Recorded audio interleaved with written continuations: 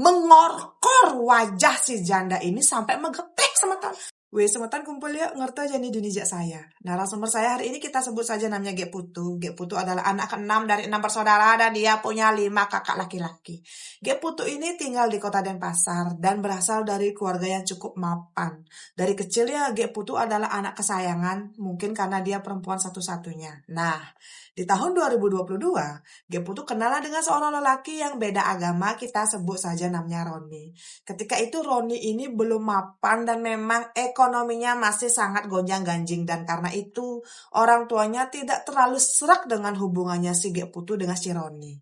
Saat Gek Putu awal-awal pacaran, dia tahu semeton kalau sepertinya si Roni ini belum bisa move on dari mantan pacarnya. Tapi anehnya Gek Putu masih tetap mau setia menunggu semeton. Setelah mereka ini pacaran selama kurang lebih 7-8 bulan, akhirnya Gek Putu bisa merasakan kalau sepertinya Roni ini sudah kelepak-kelepak dan juga akhirnya 100% melupakan mantannya dan bisa mencintai Gek Putu. Tapi semeton, tidak sampai 7 bulan mereka ini pacaran, Gek Putu tahu kalau sepertinya Roni berselingkuh dengan seorang wanita. Dan ternyata juga semeton, selingkuhannya si Roni ini adalah janda yang bekerja menjadi LC.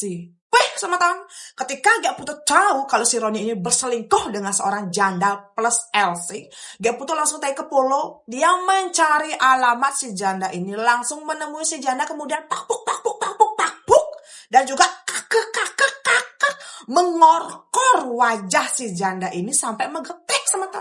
Dan setelah itu ya, si janda ini tidak pernah lagi berani mendekati si Roni, dan juga hubungannya Roni dengan Gek Putu baik-baik saja. Setelah kejadian mengorkor wajah si janda ini, si Roni maupun si janda ini tidak pernah lagi macam-macam, dan Gek Putu pun baik-baik saja semeton dengan si Roni. Singkat cerita, waktu itu Gek Putu ingat banget, dia itu baru berpacaran kurang lebih 1 tahun dengan si Roni. Tiba-tiba ada seorang lelaki yang bekerja di pesiar, mapan, bagus, badannya juga sispek, mendekati si Gek Putu, dan Gek Putu juga merasa sepertinya ya, yang bekerja di kapal pesiar ini sangat terobsesi kepada Gek Putu. Tapi karena Gek Putu punya Roni yang ketika itu belum mapan dan juga suka selingkuh, Gek Putu tetap mempertahankan si Roni dan menolak si kapal pesiar ini semeton. Entah ken kaden unduke ya, si Roni tahu kalau ternyata Gek Putu selama ini dipepet dan juga didekati oleh seseorang yang bekerja di kapal pesiar. Mungkin dia merasa insecure.